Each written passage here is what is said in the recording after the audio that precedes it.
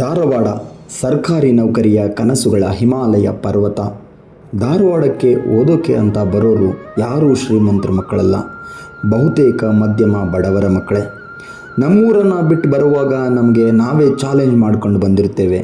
ಅಪ್ಪ ಅಮ್ಮನ ಕಣ್ಣೀರನ್ನು, ಕಷ್ಟವನ್ನು, ಮನೆಯ ಪರಿಸ್ಥಿತಿಯನ್ನು ಕಂಡು ನಮ್ಮ ಬದುಕಿಗೆ ನಾವೇ ಪರಿಹಾರ ಕಂಡುಕೊಳ್ಳೋದಕ್ಕೆ ಅಂತ ಸರ್ಕಾರಿ ನೌಕರಿಯನ್ನೇ ಮಾಡಬೇಕು, ಮಾಡಿದರೆ ಗೌರ್ಮೆಂಟ್ ಜಾಬನ್ನೇ ಮಾಡಬೇಕು ಅಂತ ಅದೆಷ್ಟೋ ಕನಸುಗಳ ಬೀಜವನ್ನು ಬಿತ್ತನೆ ಮಾಡಿ ಧಾರವಾಡದ ಸಪ್ತಾಪುರ, ಜಯನಗರ, ಕಲ್ಯಾಣನಗರ, ಶ್ರೀನಗರ, ನವೋದಯ ನಗರ, ಕರ್ನಾಟಕ ಯೂನಿವರ್ಸಿಟಿ ಎಲ್ಲೆಲ್ಲಿ ಕಡಿಮೆ ಬಾಡಿಗೆ ಇರುತ್ತದೆಯೋ ಆ ಕಡೆಗೆ ಒಂದು ರೂಮ್ ಮಾಡಿಕೊಂಡು ರಸ್ತೆ ಅಕ್ಕಪಕ್ಕದಲ್ಲಿ ಕಡಿಮೆ ಹಣಕ್ಕೆ ಸಿಗುವ ಅವಲಕ್ಕಿ, ಇಡ್ಲಿ, ಪಲಾವು, ಅನ್ನ ಸಾಂಬಾರು ತಿಂದ್ಕೊಂಡು ಪ್ರತಿ ತಿಂಗಳು ರೂಮು, ಲೈಬ್ರರಿಯ ಬಾಡಿಗೆ ಕಟ್ಟಲು ಒದ್ದಾಡಿಕೊಂಡು ಮನೆಯ ಪರಿಸ್ಥಿತಿಯನ್ನು ನೋಡಿ ಇವರನ್ನದೇ ಅದೆಷ್ಟೋ ಸಾಲವನ್ನು ಮಾಡಿ ಹಗಲು ರಾತ್ರಿ ಎಂಬುದನ್ನು ಲೆಕ್ಕಿಸದೆ ಓದಿ ಪರೀಕ್ಷೆಗೆ ತಯಾರಿಯಾಗಿ ನಿಂತರೂ ಈ ಹಾಳಾದ ಸರ್ಕಾರಗಳು ನೇಮಕಾತಿಯ ಭಾಗ್ಯವನ್ನೇ ಮಾಡಲ್ಲ.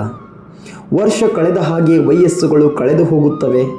ಮನೆಯ ಜವಾಬ್ದಾರಿ ತೆಗೆದುಕೊಳ್ಳುವ ಹೊತ್ತಲ್ಲಿ, ಅಕ್ಕ ತಂಗಿಯ ಮದುವೆ ಮಾಡುವ ವಯಸ್ಸಲ್ಲಿ, 4 ದುಡ್ಡು ದುಡಿದು ಮನೆಯನ್ನು ನಡೆಸುವ ಸಂದರ್ಭದಲ್ಲಿ, ಅಪ್ಪ ಅಮ್ಮನನ್ನು ಮನೆಯಲ್ಲಿ ನೆಮ್ಮದಿಯಾಗಿ ಇರಿಸುವ ಸಮಯದಲ್ಲಿ ಧಾರವಾಡದಲ್ಲಿ ಕೂತ್ಕೊಂಡು ಓದುತ್ತಿರುವರ ಬದುಕು ಇದು ಒಂದು ಬದುಕೆ ಎಂದು ಕೆಲವು ಸಲ ಅನಿಸಿದ್ದುಂಟು.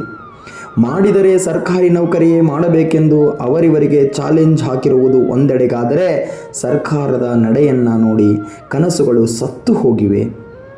ಅದೇನೇ ಆದರೂ ಒಂದಂತೂ ಸತ್ಯ, ಧಾರವಾಡಕ್ಕೆ ಓದಲೆಂದು ಬಂದವರು ಎಲ್ಲರೂ ಸರ್ಕಾರಿ ನೌಕರಿ ಹಿಡಿಯಲಾರರು ಎಂಬ ವಾಸ್ತವದ ಸಂಗತಿ ಇತ್ತೀಚೆಗೆ ತಿಳಿಯುತ್ತಾ ಬರುತ್ತಿದೆ.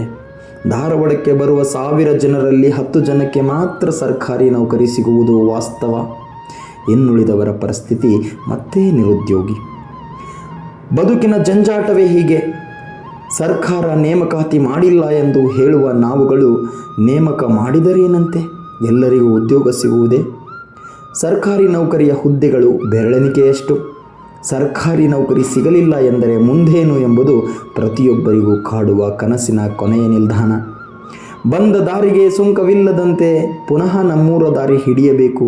ಆ ದಾರಿಯಲ್ಲಿ ನೋವು, ಸಂಕಟ, ತಾಪ, ಕಷ್ಟ, ಮನೆಯ ಪರಿಸ್ಥಿತಿ ಎಲ್ಲವೂ ಕೂಡ ಮನುಷ್ಯನ ಮನಸ್ಸನ್ನು ಚೂರು ಚೂರು ಮಾಡಿ ಹಾಕಿಬಿಡುತ್ತದೆ.